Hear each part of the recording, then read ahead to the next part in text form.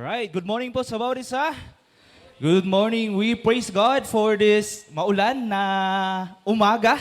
At sa umulan na maaga, ito ay pag-ulan din ng pagpapala ng ating Panginoon. Amen po ba? Amen. At sa umagang ito ay tayo po ay kumbaga pinagsama-sama muli ng ating Panginoon upang tayo po ay sumamba, umawit ng papuri at pasasalamat sa Panginoon at gayon din ay mapag-aralan po ang kanyang salita ng sama-sama. At this week, this is the last Sunday po ng August and this is also the last chapter din po na mapag-aralan po natin yung Book of Ruth. But before that, ay doon po sa baba na humingi na po ako ng pasensya. Humingi na po ako ng pasensya doon sa bababa. Yung kami po ay nag-prayer time ng mga kalalakihan and then sabi ko nga po, nung last Sunday, is ako mismo nagulat din. 2.5 hours pala ako nag-preach. Kaya sabi ko, nagulat ako kasi doon nung nire-review ko, nung minamaster ko po yung manuscript na ginawa ko po, ay 1.5 lang yun kung tutuusin. 7 pages.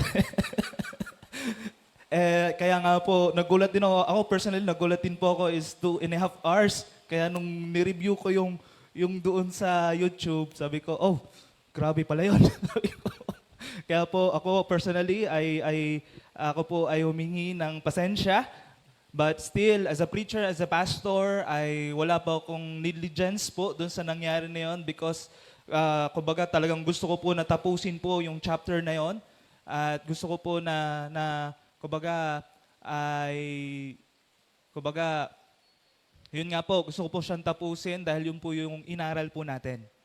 Di ba? Yun po yung inaral po natin. And I hope and I pray doon sa chapter 2 na yon about doon kay Ruth, kay Boaz na scene ay nakita po natin yung mga kahalagahan ng kumbaga yung kahalagahan ng ating Panginoon, kahalagahan doon sa narrative na yon kung paano po si Ruth kahit hindi niya alam ang mangyayari sa kanya, sumunod siya. Kahit hindi niya alam ang mangyayari sa kanya, pero ginawa niya. And because of that, nakita ni Boaz yung kabutihan, yung katapatan ni Ruth, kahit even though, di ba? Kung titingnan po natin doon, even though na wala namang mapapala si Ruth, kung tutuusin. Di ba? Sila ay pumunta sa Jerusalem, na empty hands. Pero si Ruth, nanatiling tapat, si Ruth kasama ni Naomi.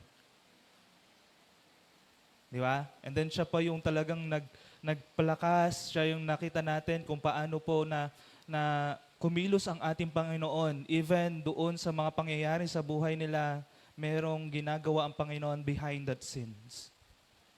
Di ba? And now, eto po sa pagtatapos natin ng in chapter 4, I hope and I pray na binasa niyo po ito.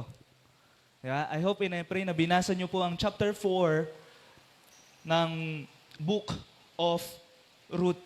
At let me, kumbaga, tayo po lahat ay magsitayo at tayo po ay, kumbaga, basahin po natin yung Book of Ruth chapter 4 bilang paggalang po natin sa salita po ng ating Panginoon. Ayan. So, sabi po dito in the Bible says in the Book of Ruth chapter 4 said, Now Boaz had gone up to the gate and sat down. Kung meron po kayong mga Bible, please open your Bible. Ayan. Down there, and behold, the Redeemer of whom Boaz had spoken so Boaz said, Turn aside, friend, sit down here. And he turned aside and sat down. And he took 10 men of the elders of the city and said, Sit down here. So they sat down. Then he said to the Redeemer, Naomi, who has come back from the country of Moab, is selling the parcel of the land that belonged to our relative Elimelech. So I thought I would tell you of it and say, buy it in the presence of those sitting here. in the presence of the elders of the people. If you will redeem it, redeem it. But if you will not, tell me that you may not know, for there is no one besides you to redeem it, and I come after you. And he said, I will redeem it. Then Boaz said, the day you buy the field from the hand of Naomi, you also acquired Ruth, the Moabite, the widow of the dead. In order to perpetuate the name of the dead in his inheritance, then the Redeemer said, I cannot redeem it for myself, lest I impair my own inheritance. Take my right of my redemption for yourself, for I cannot redeem it. Verse 7, now this was the custom in the former times in the Israel concerning redeeming and exchanging to confirm a transaction. And the one drew off his sandals and gave it to the other. And this was the manner of attesting in Israel. So when the Redeemer said to Boaz, buy it for yourself, he drew off his sandals. Then Boaz said to the elders and all the people, you are witness this day that I have both from the hand of Naomi all that belonging to Elimelech and all that belong to Chilion and to Mahlon. Also, Ruth the Moabite, the widow of Mahlon. I have both to the wife, to be my wife, to perpetuate the name of the dead in his inheritance. The name of the dead may not be cut off from among his brothers and from the gate of his native place. You are witness this day. Then all the people who were in the gate and the elders said, we are witnesses. May the Lord make the woman who is coming unto you to your house like Rachel and Leah, who together build up the house of Israel. May you act worthily in the Ephrathah and renowned in Bethlehem. And may your house be like the house of Perez, whom Tamar bore to Judah, bore of the offspring that the Lord will give you by this young woman. Verse 13, so Boaz took Ruth, and he became his wife. And when he went to her, and the Lord gave her conception, and he bore a son. Then the woman said to Naomi, blessed be the Lord who has not left you this day without a redeemer, and may his name be renowned in Israel. He shall be to you a restorer of life, a nourisher of your old age. For your daughter-in-law who loves you, who is more to you than 7 sons, has given birth to him. Then Naomi took the child and laid him on her lap and became his nurse. And women of the neighborhood gave him a name, saying, a son has been born to Naomi. They named him Obed. He was the father of Jesse, the father of David. And verse 18, and now these are the generation of Perez. Perez father Hezron, and Hezron father Ram. Ram fathered Aminadab, and Aminadab father Nasan, and Nasan father Salmon, and Salmon father Boaz. Boaz father Obed, and Obed father Jesse, and Jesse fathered David. Purihin po ang pagkabasa po ng ating Panginoon at tayo muna po ay manalangin. Let us pray. Father, we would like to thank you, Lord, for this day na pinagkaloob niyo po sa amin. And we are so thankful, O Lord, na matapos po namin itong book of fruit po na ito. And we pray, O Lord, sa aming pagtatapos, sa pag-aaral po namin ng iyong salita, ay nawa mas lalo namin makita kung sino kayo sa buhay namin. Makita po namin kung paano kayo kabait sa bawat isa po sa amin. Kung paano yung grasya nyo ay patuloy na na-experience din po namin po, Panginoon. And we pray, Lord, na this book, it will be, kumbaga, mag-reflect sa buhay din po namin how we treat each other, how we look and focus sa inyo po, Panginoon. At kayo lamang yung tinataas namin, kayo lamang yung sinusunod po namin bilang isang mananampalataya po, Panginoon. Gabayan niyo po ang inyong lingkod at inyong banal na Espiritu ang manguna sa bawat isa po sa amin. Sa tayong pangalan po na Jesus, amen and amen. Pwede na po tayo mupo. Ayan. Tayo bilang isang mananampalataya, o kaya dito bilang isang Pilipino, di ba ang culture natin when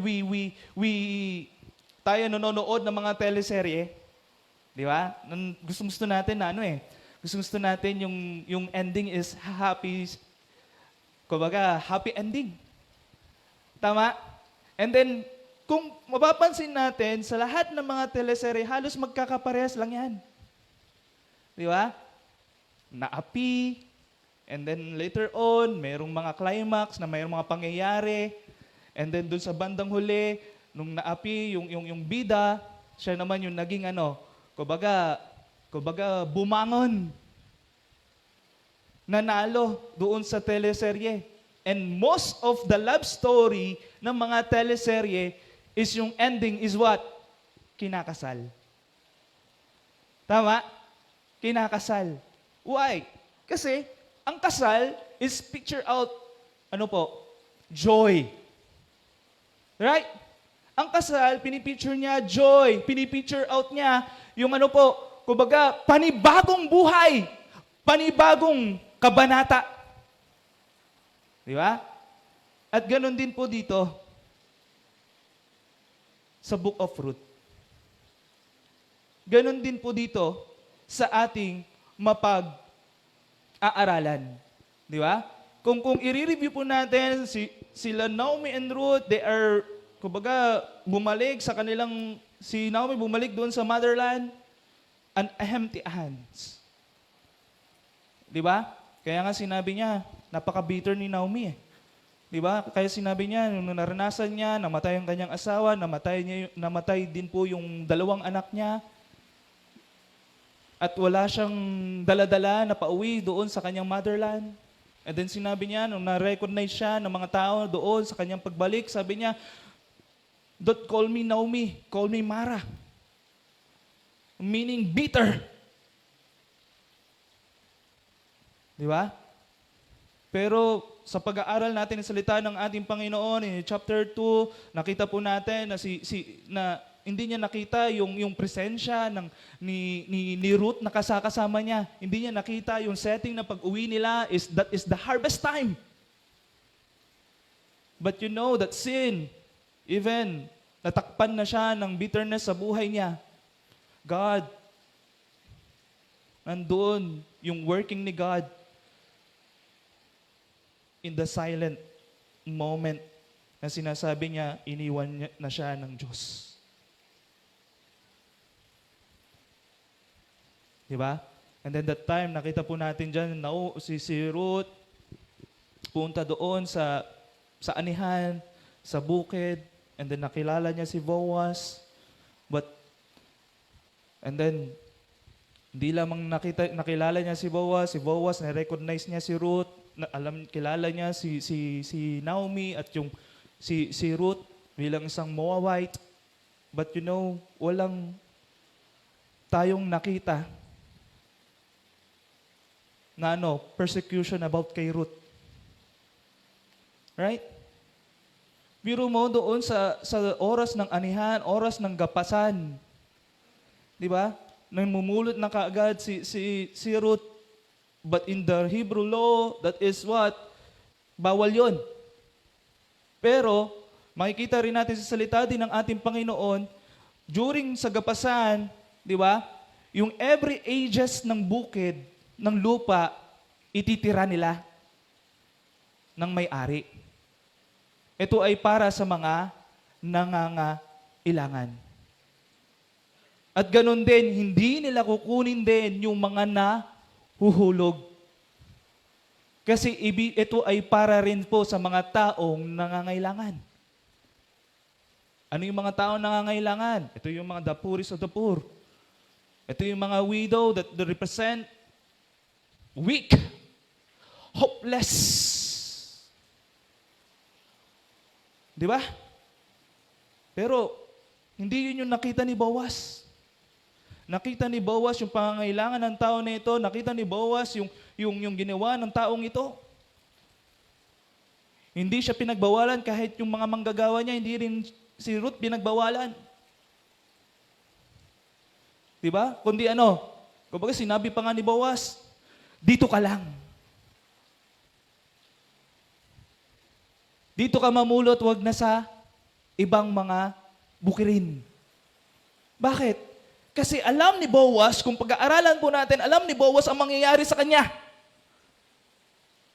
Pagbabawalan siya, kung malala pa, kasi she is what? A Moabite, paki-persecute pa siya.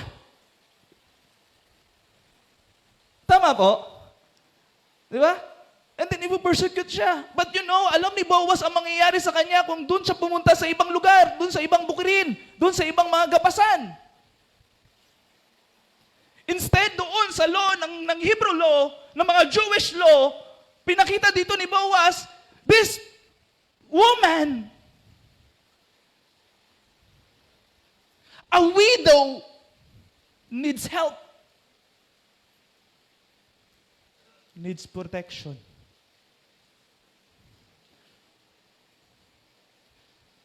Kaya yung time na yon, nakita po natin doon yung kabaitan, yung grasya. This is a Moabite. Dapat, ba't nandito yan? And we know in the Bible, Moabite and Israel, Moabite and Jewish are not good in good terms. Tama po? Doon pa lang talaga, sabihin natin yung nationality na ito, hindi to pwede dito. Pero hindi yung po yun nakita po ni Boaz. He helped her, he protect her. And then chapter 3, makita po natin doon, yung pinitch po ni Pastor Elijah. Di ba? Kung paano naman kumbaga, paano sila nag-usap, nagkaroon ng agreement. Pero nandun pa rin yung plano, yung kilos ng ating Diyos. Di ba? Plano, yung kilos po ng ating Diyos. And this chapter 4, dito na kumilos si Boaz. Di ba? Dito na kumilos po si Boaz. Kaya, kung pag-aaralan natin dyan, kaya sa pag-aaralan natin, may makikita tayong mga twist dito. Most of our common view said, this book of Ruth, it's a love story. Why? It's because my wedding. Wedding justify. But when I study this, when we collab this, kasi nakikipag-collab po ako sa mga ibang mga pastor and then we study the book. We agree sa bagay na ito na wala kaming nakita na love. Walang sinabi sa bawat chapter, mahal kita. Tama po? Dahil mahal kita, gagawin ko ito.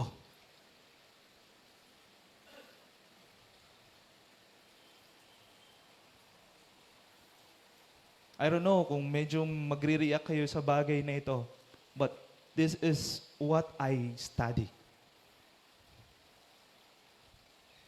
This is what I learn. This is what I saw when I reading this book of Ruth. Pero, makikita natin dyan yung paulit-ulit, yung hesed. Ano yun? Loving kindness. Ano yung loving kindness? Kabutihan. Compassion, sa ibang mga, kung pag-aaralan natin, nandun po yan. Compassion, grace,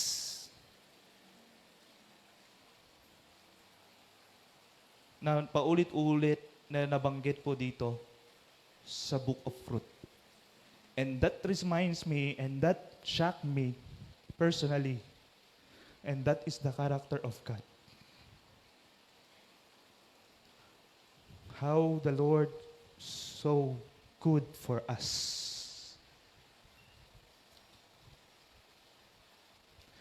How the Lord, yung loving kindness niya, even we are sinner, even we are so rebellion sa Kanya, andun yung goodness niya, andun yung grasya niya. And that we will see here in this book.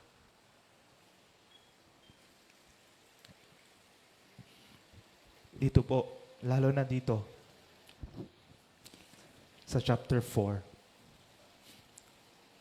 That's why I entitled God's message, When God Writes Are Ending. Bakit ko ginamit yan? Bakit ko sinabi yan? In the story of Ruth, Naomi and Ruth, parang wala na silang pag-asa. Grabe yung trahedya na nangyari sa buhay nila. Wala nang pag-ahon sa buhay nila. But when we see, when we study, when we read itong Book of Ruth, nandun yung pagkilos ng Panginoon behind that sin. Nandun yung pagkilos ng Panginoon, hindi ito katapusan.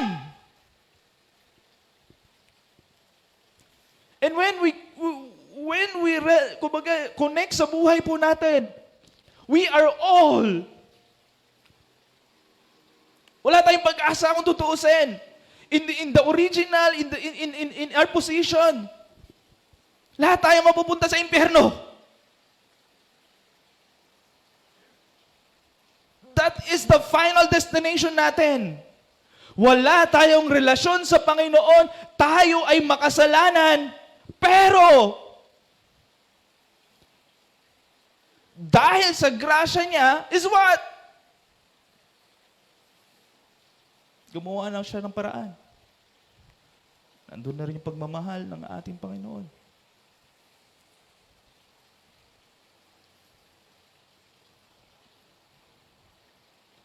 Kaya ako, hindi ako naniniwala talaga sa double predestination.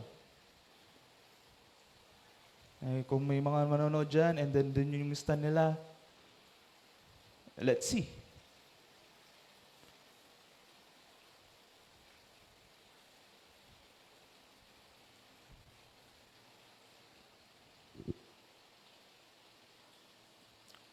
Dahil alam ko, in my conviction, sa pag-aaral ng salita ng Panginoon, ang final destination natin ay sa impyerno.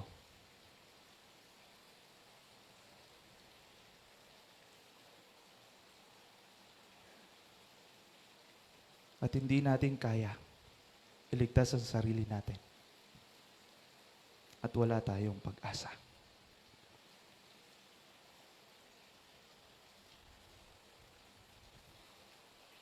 But the good thing is, dakila ang Diyos. The good thing is, grabe yung grasya ng Diyos. Grabe yung awa ng Diyos. Grabe yung pagmamahal po ng Diyos. At makikita po natin yan sa chapter 4 na ito. Sa istorya nila Ruth at ni Boaz. That's why I entitled God's message, When God Rewrites Are Ending.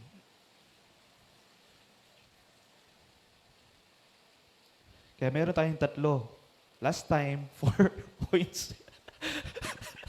4 points po yung nangyari. Kaya dapat 2.5 hours po tayo. But now, sabi ko, grabe yung nangyari noon. Kaya sabi ko, kumbaga, i-workout natin ito. And then sabi ko, kinocompress ko, pinipilit ko po siya in 3 points. Actually, nung pinag-aaral ko, 5 points pa nakita ko dito eh. Pero sabi ko, bakit hindi lang 2.5 hours yung mangyayari pag 5 points? Diba? But I compress it into 3 points. And I praise God, na-compress ko naman. And nawa, tulungan tayo ng ating Panginoon that this book, this chapter will be a blessing for us. There will be a blessing, a encouragement, also a challenge for us bilang isang mananampalataya kung paano natin kinikilala ang ating Panginoon. And there are 3 aspects that we can see here. The first one is, hindi ko nalalagay yung passage kasi mahaba talaga siya. Di ba? And then, pag nandyan po yan, matitempt po ako na mag-running commentary na bawat words na ang gagawin ko. Kaya, ina-adjust ko po, ni-workout ko po. Alright, the first point is the price of redemption. Why ko po na sinabi ito? The price of the redemption. Dito sa verse 1 to 10, makikita po natin dyan si Boaz. Di ba? In verse 1, dun sa chapter 4, now Boaz had gone up to the gate and sat down there, and behold, the Redeemer of whom Boaz had spoken came by. So Boaz said, turn aside, friend, and sit down here. And he turned aside and sat down. Na doon po, sa makikita po natin dyan, sa mga previous na mga pag-aaral natin, kung bakit Redeemer, yung sinabi kay Boaz, is what? Siya po yung close relative po ni Naomi. At siya po, dahil siya po ay close relative po ni Naomi, siya yung pwedeng maging tumulong sa kanya. Tama po? Sa trahedya na nangyari sa kanya, sa hopeless, sa bitter na na-experience niya, at yung response ni Naomi, si Boaz, di ba? Actually si Naomi, sinabi niya, he is what? The King's Redeemer. And that's it. Siya yung tutulong sa kanya, siya yung sasalba sa kanya, siya yung magliligtas sa kanya sa trahedya na kanyang naranasan. And this is, kung makikita po natin dito, in verse 1 to 2, makikita po natin dyan, this is the custom. Bakit? Nung nakita po natin dyan, si Boaz pumunta doon sa gate, and then tinawag niya yung mga elders, sa verses 1 to 10, yung mga elders, yung mga people, and then tinawag niya rin yung iba pang mga redeemer. Hindi lang pala siya isa. Tama? Kasi, si Abimelech, is what? Marami rin siya mga relatives.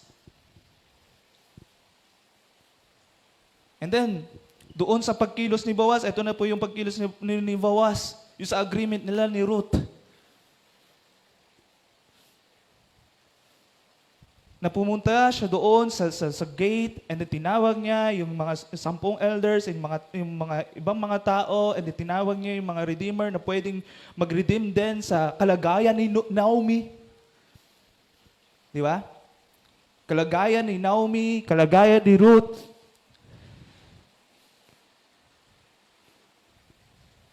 And then makita po natin dyan na kung bakit doon po, this is the custom na every time na meron po mga legal matters, pag sa Israel, is doon sila pupunta sa gate. Why? It's because publicly,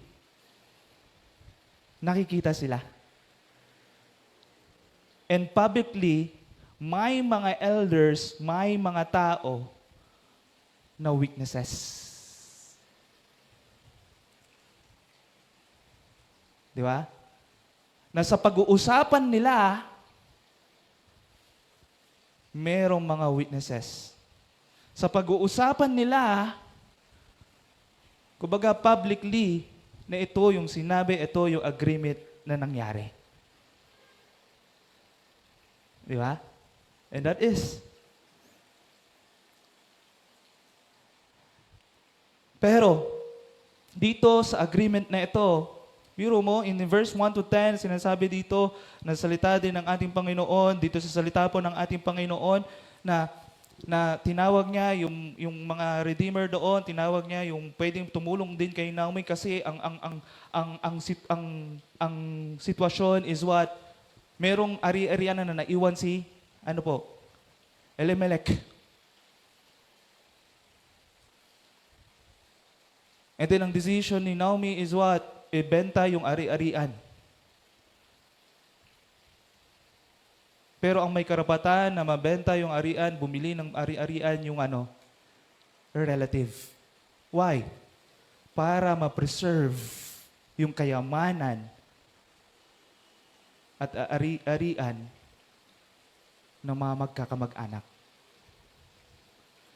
Di ba? Nakikita natin yan kahit sa ano natin, sa mga arranged marriage, di ba?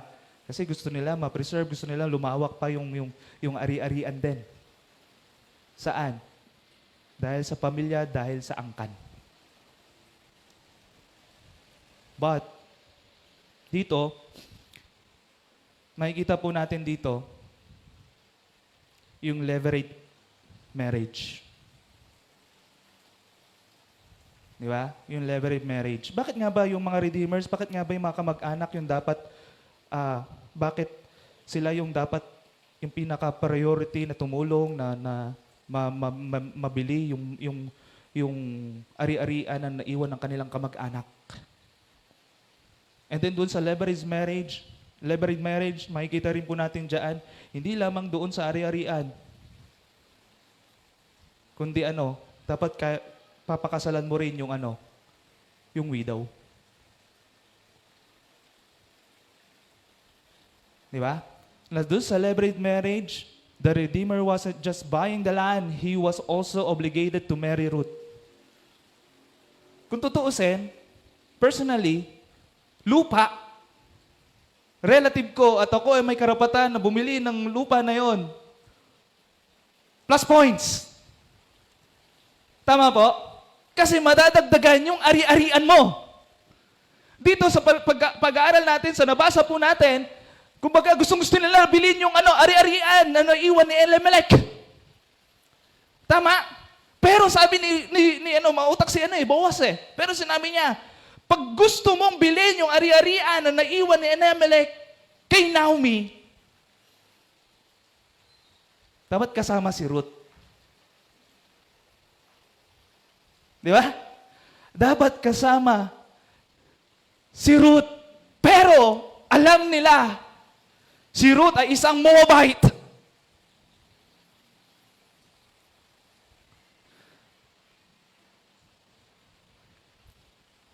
And then, yung sa leverage law in Deuteronomy 25 verse, kumbaga doon sa chapter 25 na yan, makikita po natin dyan yung leverage law, yung leverage marriage, na pag ikaw, mayroong namatay na kamag-anak mo, may namatay na kumbaga, doon sa biological mo, di ba? Ang ginagawa nila para ma-preserve yung kayamanan, ma-preserve yung lineage ng kamag-anak mo, kailangan mo pakasalan.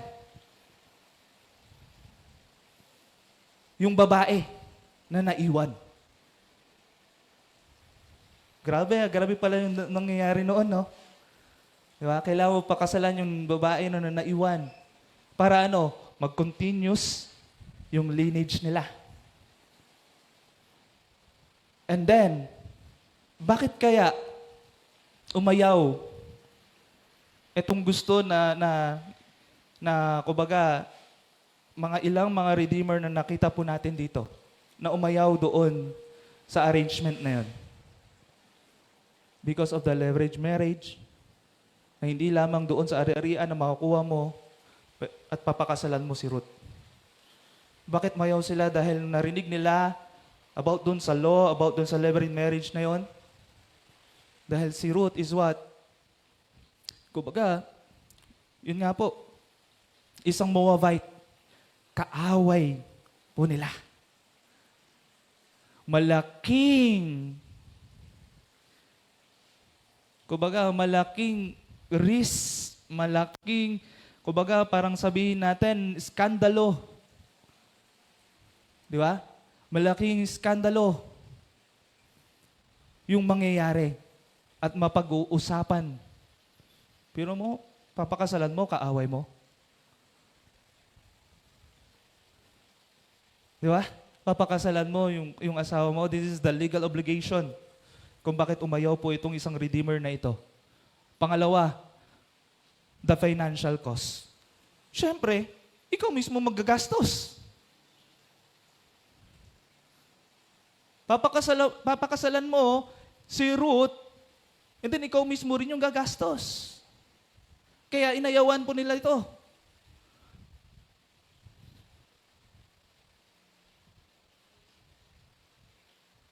Ano pa? Yung social and races na si Moabite. Si Ruth ay isang Moabite. Hindi lang po yun, the celebrity marriage din. Makikita rin po natin dyan. Pag pinakasalan mo ang asawa ng namatayan, yung magiging anak po is what? Papangalanan ng doon sa namatay. Kumbaga, siya yung magdadala ng lineage. Hindi ikaw yung hindi siya add sa'yo, kabawasan para sa'yo yan. Kahit yung ari-arian, hindi rin mapapasayo, mapapasa kanya yung ari-arian. Kaya ganyan yung law that time. Kaya inayawan po nila ito. Una is because of the obligation sa celebrity marriage. Pangalawa is because costly. Napapakasalan mo, sagot mo lahat. And pangatlo, yung social, yung status ni Ruth, siya ay isang Moabite. Kalaban ng mga Israelite.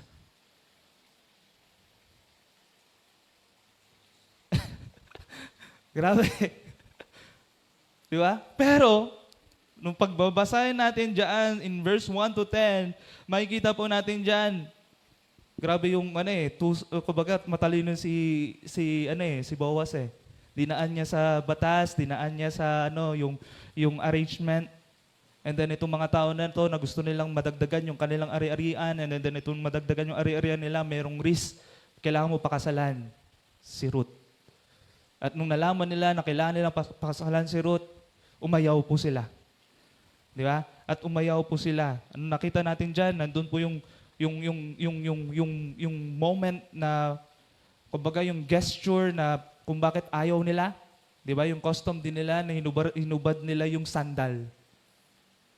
Na pinapakita doon na wala akong responsibilidad sa bagay na yan. Di ba? Pero anong ginawa ni Boaz? Sabi niya, kung hindi nyo sila i-redeem, ano sabi niya? I will redeem it. Grabe, no? I will redeem it.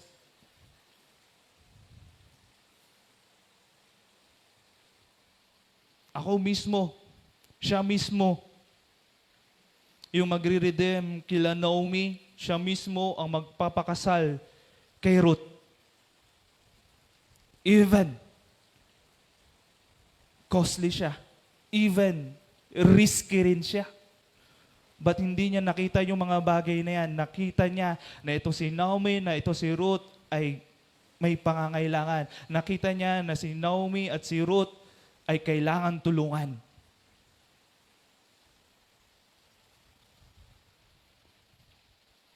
And that is what?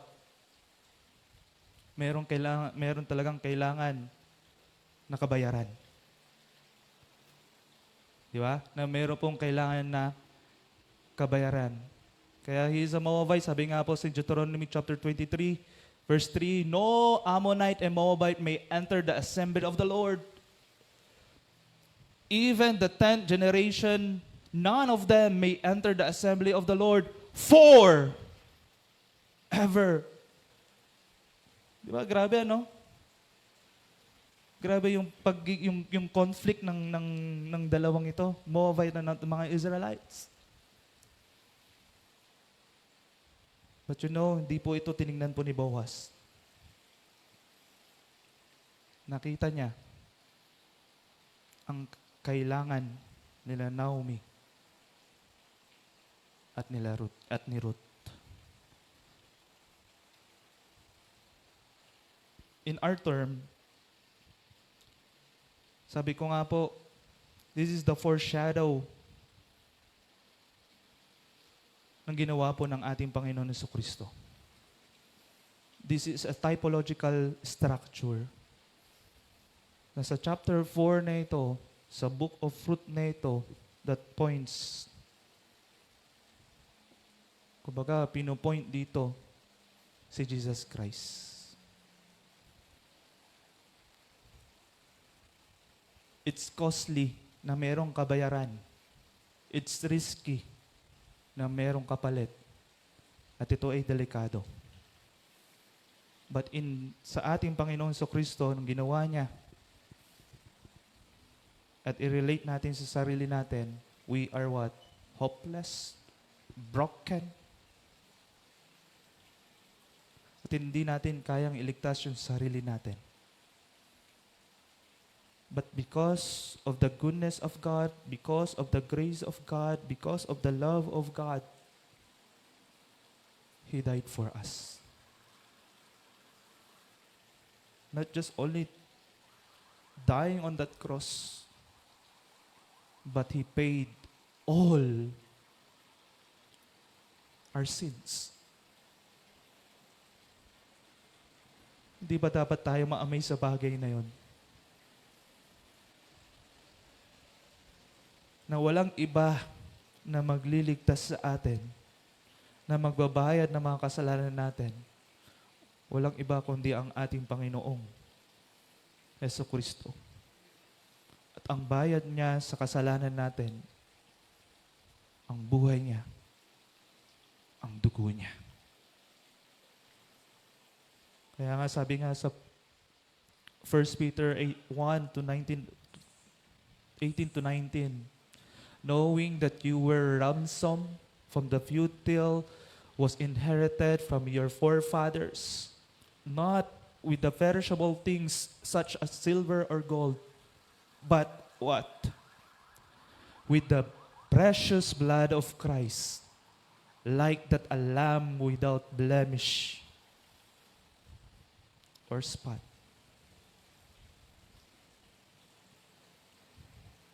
Yan yung tinuturo.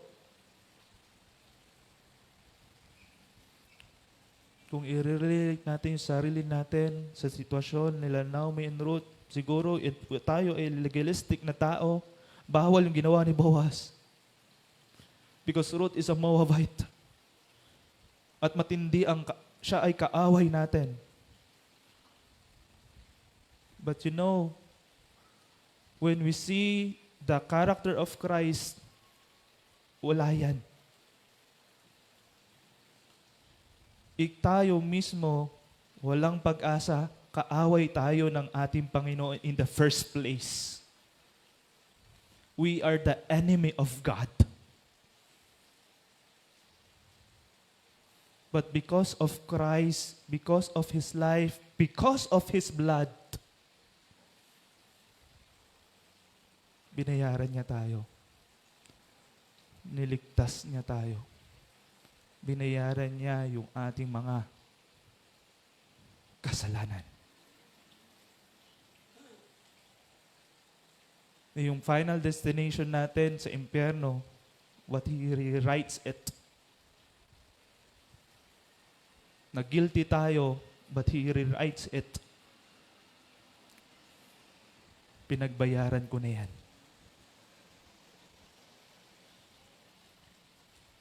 And it's, kumbaga, kung tutusin, ma-amaze tayo, kung tutusin, mapapabow down na lang tayo sa Panginoon, Lord. thank you. Lord, thank you for who you are in our lives. Thank you, Lord. Dahil ito yung character mo. Kung nga sa loving each other nga, di ba? Yung iba, pag enemies, patayin mo, parusahan mo. But the Bible said, love them. And this is it. And the redemption of that, kailangan mayroong magbayad. At yan si Kristo.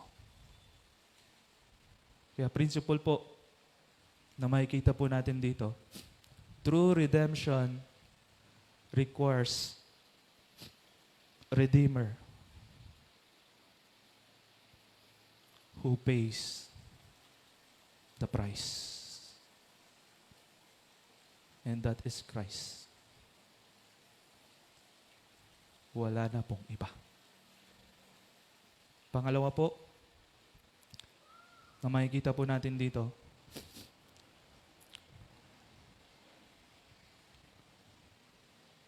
ayan, the provision of redemption. In verses 11 to 17 says, let me allow to na basahin po ito. Then all the people who were at the gate and the elders said, we are witnesses. May the Lord make the woman who is coming to you into your house like Rachel and Leah, who together build up the house of Israel. May you act worthily in the Ephratah and renowned in Bethlehem, and may your house be like the house of Perez, whom Tamar bore to Judah, because of the offspring that the Lord will give you by this young woman. So Boaz took Ruth,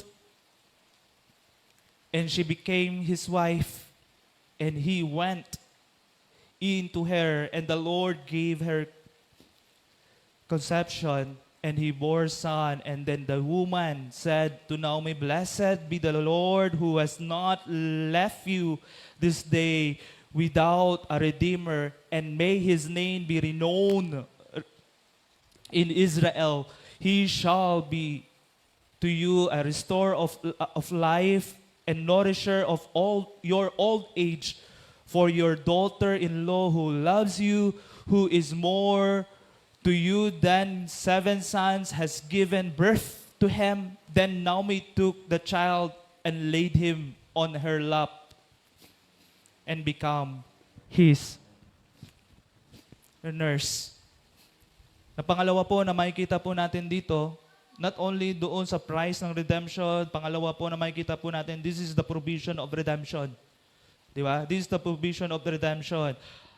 Na dineclare ni Boaz na ako yung magre-redeem sa kanila.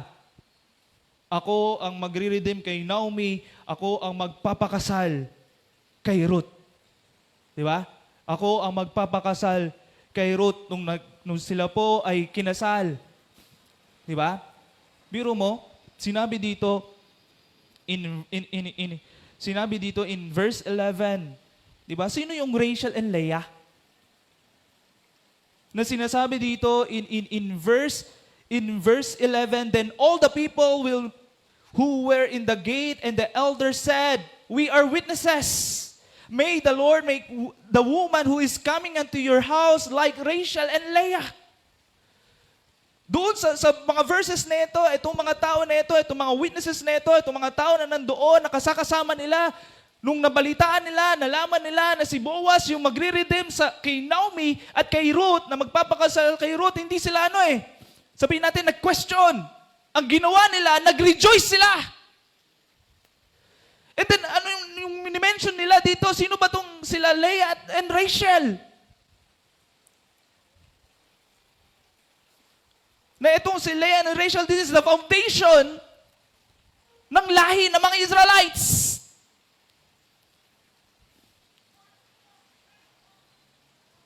Si Leah, makikita po natin dyan, this is the first wife ni Jacob. Di ba? Di ba, 7 years, kumbaga, si Laban, yung kanyang father, and then, yung custom nila, pag ikaw ay, kumbaga, nagbigay ng interest sa anak, na gusto mo siyang pakasalan, gusto mo siyang makasama, kailangan mo 7 years na ikaw ay magsaserve doon sa family. Right? Pero, actually, yung gustong-gusto talaga ni Jacob, hindi si Leah. Sino po? Si Rachel. But because of the custom, kailangan ang unang magpakasal ang panganay. Di ba? Minsan meron tayong mga pamahiin din o kasabihan din sa mga bagay din na yan. Pero hindi na natin ina-apply yan. It's only a custom.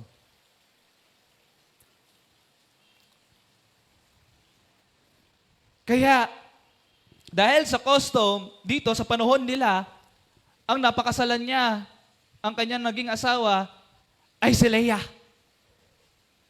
Siya yung unang asawa po ni Jacob. And later on, doon po sa Genesis na yun, makikita natin na doon sa angkan ni Jacob, tinawag siyang Israel. Why I said na dito si Leah and Rachel is the foundation ng Israel? Kasi yung 6 sons po ni Leah, sila po yung 6 na tribes doon sa 12 tribes ng Israel. Na mababasa po natin dyan. Kaya sila po yung angkan. Sila po yung foundation ng mga Israel. Sila po yung mga ninuno ng Israel. At yan yung unang napangasawa po ni Jacob. Pero hindi yan yung gusto ni Jacob. Kaya doon sa story ni Jacob and Rachel is what? Another 7 years na naman siya, naglingkod na naman sa family nila, sa family. Upang makuha niya, mapakasalan niya si Rachel. At nagbunga ng 2 anak. Si Joseph at si Benjamin. But, Rachel struggle siya. Kumbaga, hindi sila makaanak in many years. But because of God, binuksan niya yung wound, binuksan niya yung kumbaga, yung the miracle, yung working ng ating Panginoon, na itong si Rachel is for how many years hindi sila makapag-produce ng anak. But because of God, the power of God,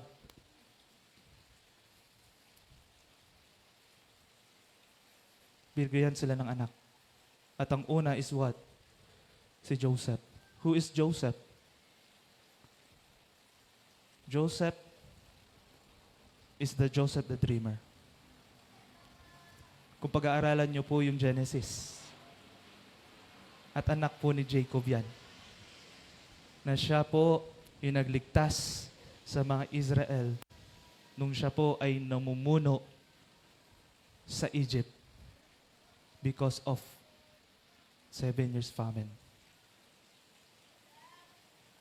Diba? Ang galing, no? And then yung last is si Benjamin. Silang dalawa ay kasama sa 12 tribes. And later on, yung ibang mga 12 tribes ay kasama pa rin po doon. Pero doon sa dalawang yon, si Leah and si Rachel, makikita po natin doon nagmula yung lineage ng ating Panginoong Jesucristo.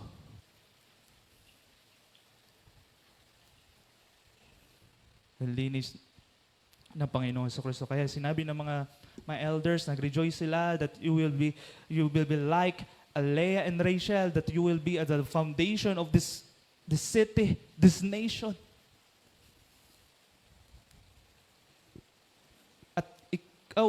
kayo ay makikilala.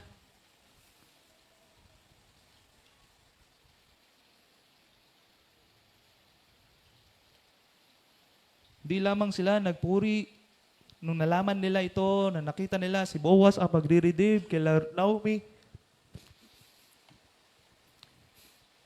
and Ruth, pinalalangin pa nila ito. In verse 12, na pinalangin nila ito, na itong si Boaz, yung household niya, yung household niya, yung family niya, na si Ruth na magiging asawa niya.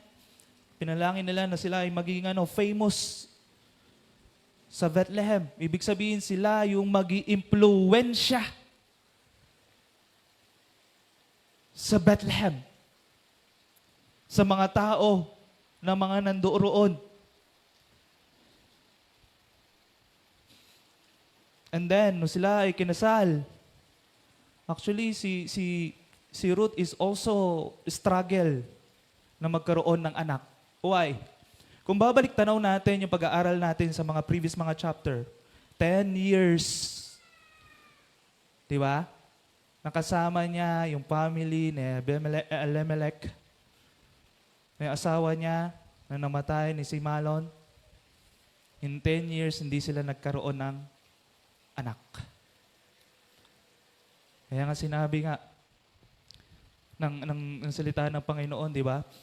Ang Panginoon mismo yung kumilos ulit. Just like kay Rachel. Ang Panginoon ang nagbigay ng anak nila Rachel and Jacob. Ang Panginoon din ang nagbigay ng anak kay Boaz and Naomi. And ni Ruth. For 10 years, nakasakasama niya si Malon, hindi sila nagkaroon ng anak. But that time na siya ay pinakasalan ni Boaz, and that time sila ay nagsama, pinrovide ng Panginoon ang kanilang anak. Ng kanilang anak. At ang pangalan ng kanilang anak is Obed.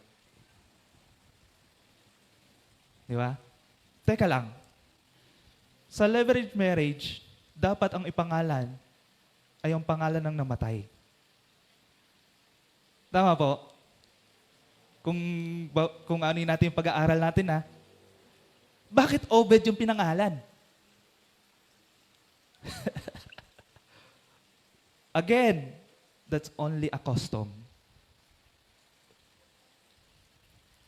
Di ba? Custom po yan. At doon, nung pinangalanan na Obed, and then sinabi ni Naomi, sinabi ng mga kababaihan na nakita niya si Naomi, na may daladalang anak. Diba? Sila ay nagbibigay kapurihan sa Panginoon kasi alam nila ang nangyari kay Naomi. Diba? Bumalik siya doon sa Bethlehem na an empty hand. Bitter sa Panginoon. And then the time na nakita po natin na siya ay, kumbaga, ni-redeem. This is the second time na siya po ay nagbigay kapurihan sa Panginoon. Kasi yung first time is what? Doon sa nangyari doon kay Ruth and Boaz. Na nung nakilala niya na si Boaz, yung may-ari ng bukid. At alam ni Naomi na si Boaz is the close relative ng kanyang asawa. Kaya bigla siyang nagalak.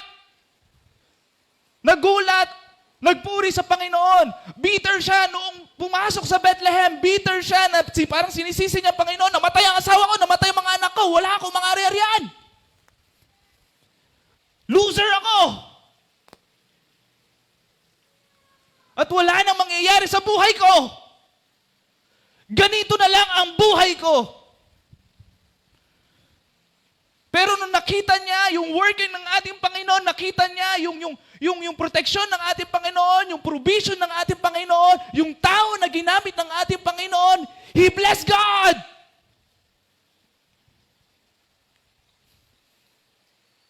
this time, we see na siya ay bitter. We see na nakita natin, we saw na nakita po natin doon.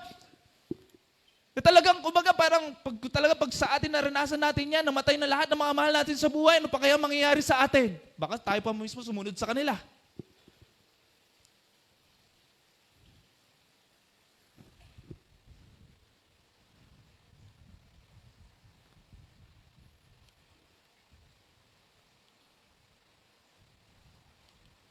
Ano yan? Na ano yung scripture? Di ba? Na tayo po ay, kumbaga, sumunod pa.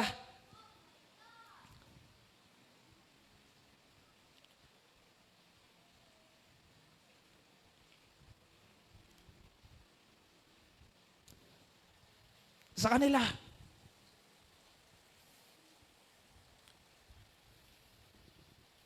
But that time, nire-redeem ni Boaz si Naomi, pinakasalan si Ruth at nagkaroon sila ng, kumbaga si Ruth and Boaz ay nagkaroon ng anak at pinangalan na Obed. Tuwang-tuwa si Naomi. Hindi lamang siya tuwang-tuwa rin yung mga nasa paligid nila. Kaya sinabi ng mga women doon sa paligid po ni Naomi, na blessed the Lord who has not left you this day without a redeemer, and may His name be renowned in Israel. Diba? Sila mismo rin nagagalak sa pagiging bitterness itong tao na ito, itong babaeng ito. And then nakita niya yung pagkilos ng Panginoon, nakita niya yung pag-redeem ng Panginoon sa kanyang sitwasyon. Hindi lamang siya na-redeem sa status ng pamumuhay nila. Kasi binayaan pa siya ng apo.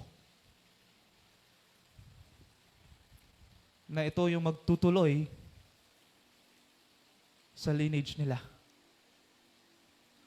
Di ba? Na ito po ang magtutuloy sa lineage nila.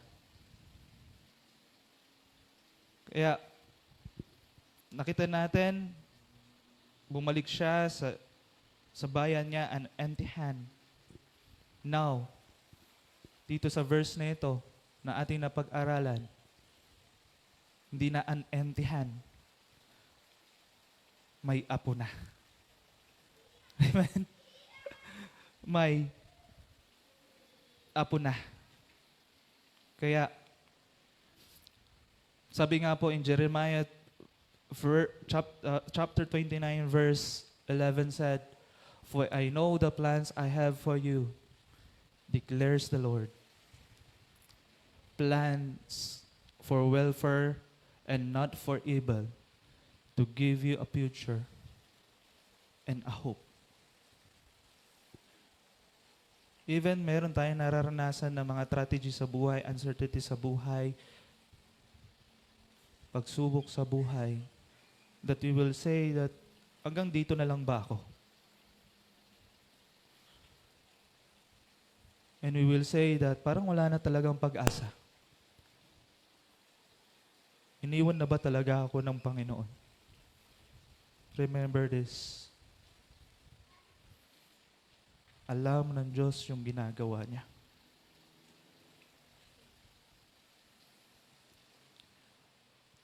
Alam ng Diyos yung kalooban niya para sa bawat isa sa atin. Alam ng Diyos yung plano niya sa atin. Sa atin, parang sabihin natin, mahirap.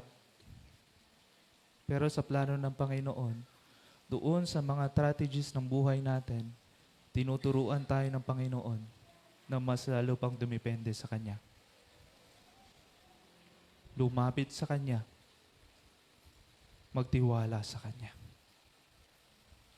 Kung tayo ay tunay na mananampalataya. Susubukin tayo para tumatag. Masasaktan tayo para lumalim yung ating pagkakilala sa Panginoon. Na lahat ng plano ng Panginoon, alam niya ang lahat ng bagay na yan. Lahat ng nangyayari sa buhay natin, alam niya ang lahat ng bagay na yan.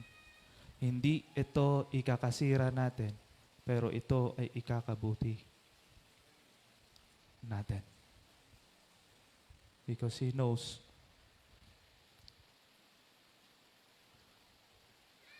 yung future natin. At meron tayong pag-asa sa Kanya. Kaya principle po, God's redemption restores what is broken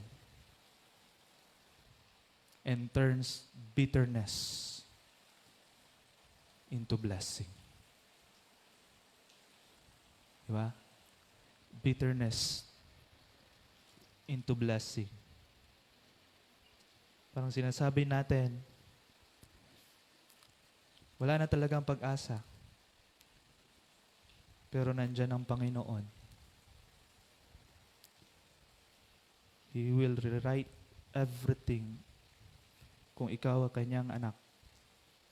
Na yung bitterness natin, ang mamasamang nangyari sa buhay natin, pag makita natin ang pagkilos ng Panginoon, at tayo'y magtiwala sa Kanya, lahat ng bagay na yan, magiging blessing. Magiging blessing. Kaya pangatlo, na ating pag-aaralan is the purpose of redemption. Ano yung layunin? Bakit nga ba, kumbaga, si Boaz, si Naomi nakaranas ng tragedy na ito. Si Ruth ay kasama ni Naomi. Na bumalik doon sa kanilang bayan, iniwan ni Ruth yung kanyang bayan at sumama kay Naomi. And then on that time din, nung nakilala niya si Boaz, he is what? The Redeemer.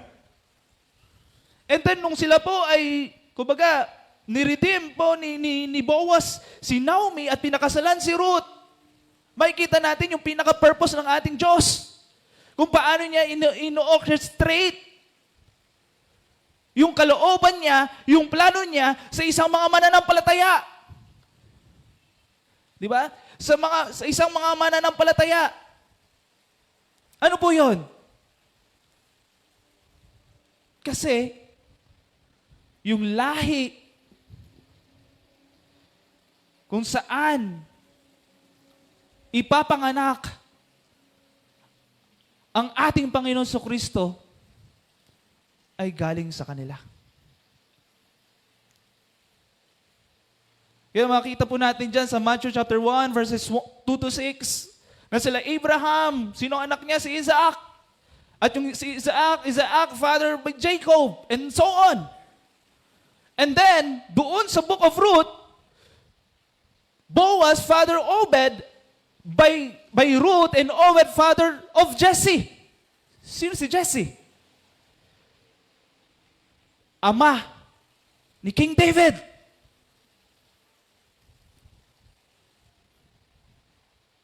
And then, pinangako ng ating Diyos sa lahi, sa lineage ni King David, na doon manggagaling yung Messiah. Amen? And that time, Joseph husband Mary, of whom Jesus was born and who is called Christ. Look at that, dun sa genealogy na makikita po natin dito. Na yung pinaka-purpose ng ating Panginoon, alam niya talaga yung ginagawa niya. Doon sa sitwasyon nila Boaz, doon sa sitwasyon nila Naomi and Ruth, doon pala yung plano ng ating Panginoon na sila galing sa kanila.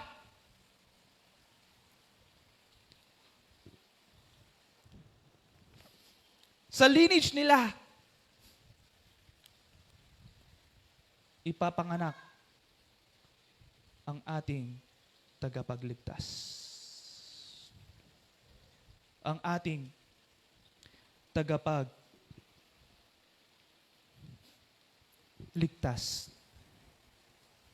Pero mo, kung pag-aaralan mo yung genealogy, pag-aaralan mo yung bawat names na yan, kung tutuusin, sabi nila ng ibang mga preachers, sabi ng mga Bible scholars, lahat ng lineage daw ng ating Panginoon is what? That is what a righteous man. Actually, hindi eh. Doon sa panahon nila Peres, that is the wicked time na nangyari. Marami ang mga kaguluhan, marami ang mga nangyari ng mga kasamaan sa bagay na yan. But God redeemed it through Boaz, through Ruth. Na si Ruth, hindi siya Hudyo. Siya ay isang hintil. Hindi siya kabilang sinasabing lineage ng mga Hudyo. Siya ay kabilang sa lineage ng mga hintil. Nakaaway pa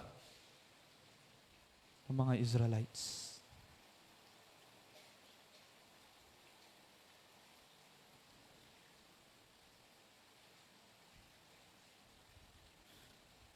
Ano ang makikita natin dito?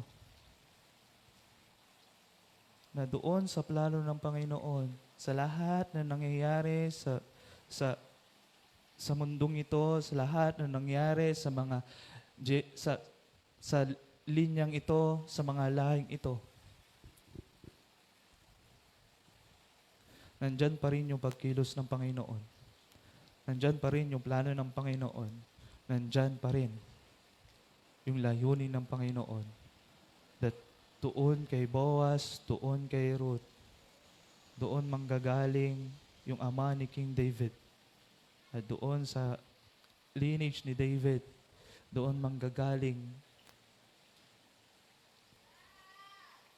ang magiging Mesaya nila. Ang ating Panginoong Jesucristo. So, sino magsasabi na para lang sa Hudyo ang kaligtasan?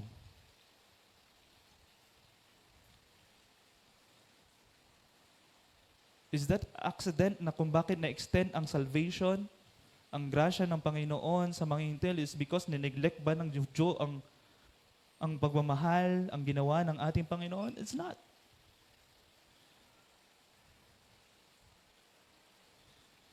In the beginning, the very beginning, ang kaligtasan ay para sa lahat. Hudyo ka man, o hintil ka man. Kahit kaaway ka pa.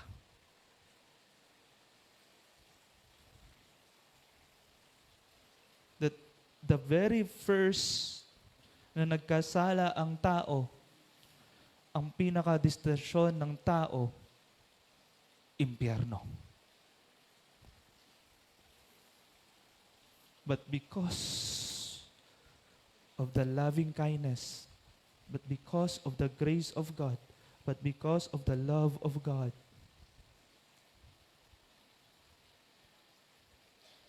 niligtas niya tayo. Kaaway pa tayo ng ating Panginoon. Hindi tayo kapamilya ng Panginoon.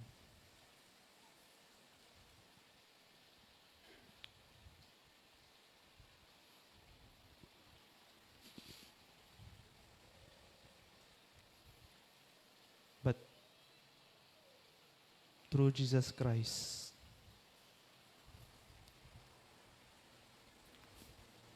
niligtas niya tayo. Through the blood of Christ, tinubos niya yung ating mga kasalanan.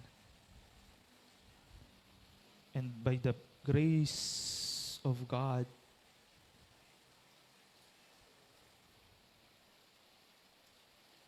inampun niya tayo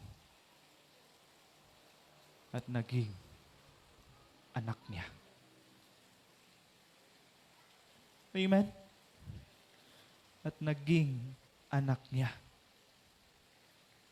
Naging kapamilya niya.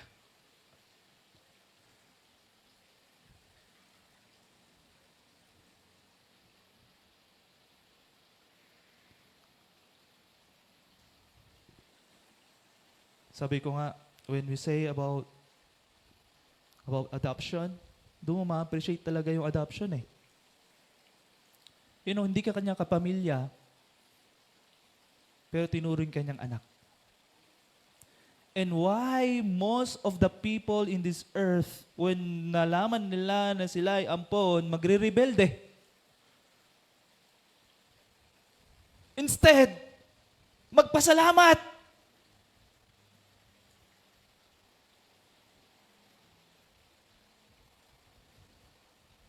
Na doon mo makikita na kumbaga hindi kanya kapamilya, hindi kanya kaanong-ano, pero tinuring kanyang anak niya. Hindi ka lang mang tinuring na anak niya, minahal kanya na bilang anak niya.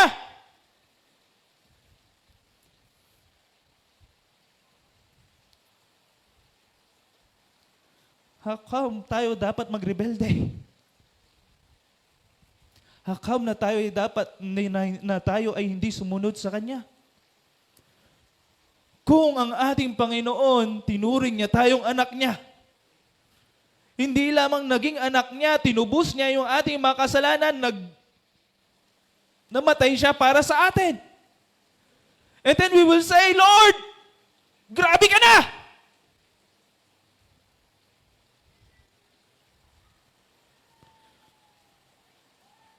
And then magko-question tayo when we say na meron tayong naranasan na pagsubok sa buhay natin. Lord, bakit ganito ang nangyayari sa akin? Come on!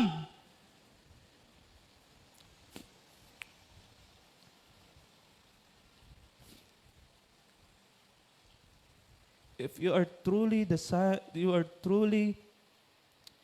a child of God, a child of Christ,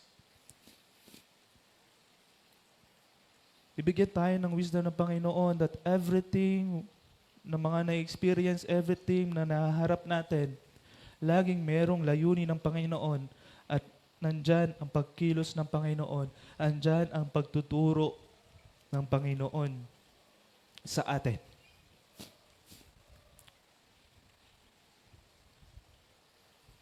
At nandyan yung presensya ng Panginoon. Even naranasan natin parang tahimik siya.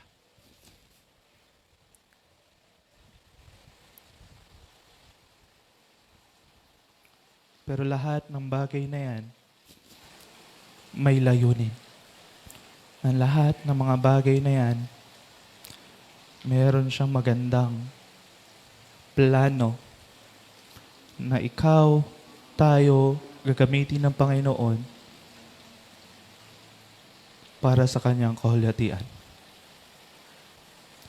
Para sa kanyang grasya.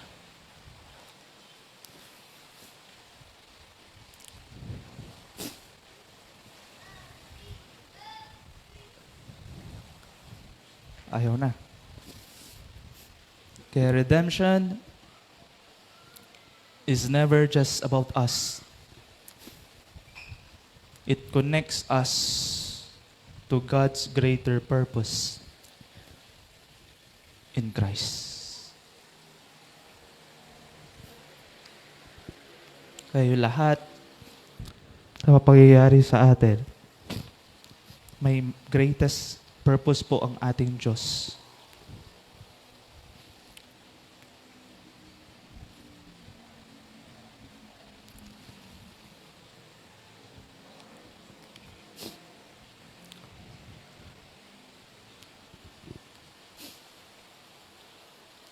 Kaya nalaman po natin na bilang Redeemer, nandun yung responsibility. na pinakita ni Boaz ang kanyang pananagutan bilang kinsman redeemer. Handang magbayad ng kahit anong alaga upang iligtas ang pamilya ni Elimelech at ibalik ang kanilang pangalan. Nakita rin po natin yung reward dahil sa kanyang pagtupad ng responsibilidad. Si Boaz ay pinagpala at kinilala ng buong bayan na maging bahagi ng kasaysayan ng Israel. Nakita rin po natin dyan yung restoration. Sa pamamagitan ng kasal kay Ruth at pagsilang ni Obed, muling naibalik ang pag-asa kay Naomi. At pinanganak ang lahi na magdadala kay Haring David at sa ating dakilang tagapagligtas. Walang iba kundi ang ating Panginoong Jesucristo. Na si Boaz, in typological structure, na si Boaz ay isang larawan ni Kristo. Kung paano tinubos niya si Ruth na isang dayuhan at dating kaaway ng Israel upang maging bahagi ng kanyang pamilya, ganon din tinubos tayo ni Kristo. Sa pamamagitan ng kanyang dugo mula sa pagiging hiwalay at makasalanan tungo sa pagiging anak niya. At ang kasal, makikita po natin dyan, ni Boaz at Ruth ay nagsisilbing paunang larawan na mas may dakilang kasal ng lahat ng mga mananampalataya ay makakasama ng ating Panginoon, ang iglesia ng ating Panginoon.